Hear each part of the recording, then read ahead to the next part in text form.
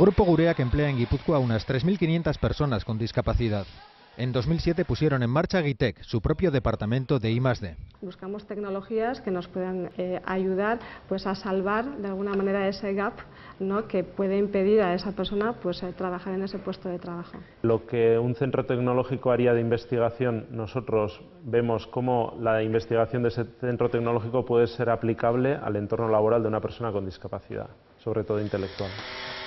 Ese es el concepto y este es el ejemplo. Goroldi, la empresa del grupo que se dedica a la jardinería, comentó a Guitec que enseñar a las personas discapacitadas a manejar las desbrozadoras era complicado y peligroso. Este simulador de realidad virtual, desarrollado por el Centro Tecnológico CEIT, ha sido la solución. Te has chocado. Ten cuidado. Hay más ejemplos. Este videojuego ayuda a familiarizarse con el trabajo de reponedor de supermercado. Estos ordenadores táctiles enseñan a montar circuitos y pueden colocarse junto al operario en una cadena de montaje.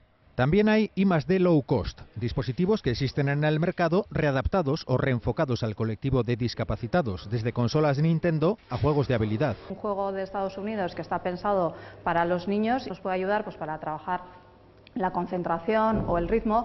Y todo este trabajo no se queda en la empresa. Creemos que los resultados de los proyectos en los que estamos trabajando al final tienen que ser útiles también para las administraciones públicas para marcar políticas a futuro. De hecho, Guitec participa en foros de innovación impulsados por la Diputación de Guipúzcoa. Las autoridades forales han visitado este mediodía el centro en cuya financiación participan.